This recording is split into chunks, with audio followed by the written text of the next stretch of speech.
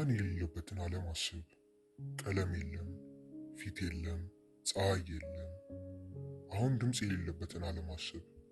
ሙዚቃ የለም፣ ሳቅ የለም፣ ድምፅ የለም። አሁን ይህን ሁሉ ህይወት ሙሉ ለሙሉ መኖር አስብ። ይህ የነበረው የሄለን ኬለር ህይወት ነው። ነገር ግን ይህች ሴት ዓለምን ላይ ካሉ ሰዎች ስኬታማ ነች። በድጋሚ ሄለን ኬለር ማን ናት? ሄለን ኬለር የተወለደችው በ1880 በአሜሪካ አላባማ ውስጥ ነበር።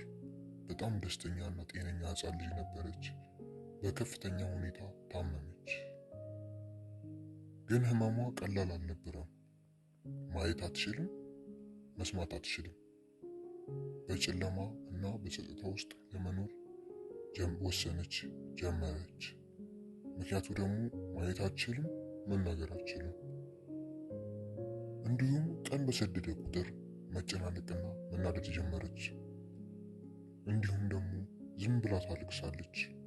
ምክንያቱ ደግሞ ማንም ሰው ሊረዳት አይችልም። ውሃ ስትፈልግ እንዴት ትጠይቃለች? ህመም ሲሰማትስ እንዴት ትገልጻለች? ከዕለታት አንድ ቀን ሄለን 7 ዓመት ሞላት።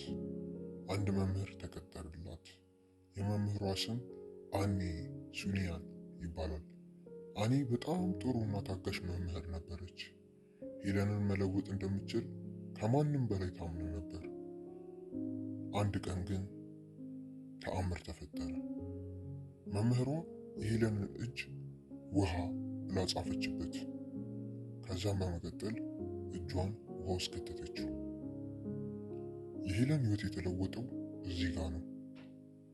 አንድ ነገር ተረዳች። ሁሉም ነገር የራሱ መጠሪያ እንዳለው ተረዳች። ጊዜያት ባለፈ ቁጥር ሄለን ብዙ ተማረች። ማንበብና መጻፍ፣ ይባስ ብሎ መናገር ጀመረች። ሄለን ዩኒቨርሲቲ መግባት ትፈልግ ነበር። አረገችው፣ ተመረቀች፣ ወጣች፣ እንዲሁም ዝነኛ ሆነች። በተለያዩ ሀገራት እየሄደች የአካል ጉዳተኞችን መርዳት ጀመረች። በአጭሩ የሄለን ታሪክ ይህን ይመስላል። ይህ በ1880 የተፈጠረ እውነተኛ ታሪክ ነው። እናም የአሜሪካ ሰዎች እንዲህ ሲሉ ይገልጿታል። በጨለማ ውስጥ የኖረች ግን ደግሞ ለዓለም ብርሃን የሆነች ሲሉ ይገልጿታል።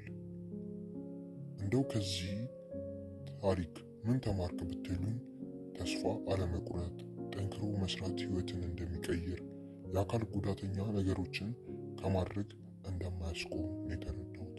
አመሰግናለሁ።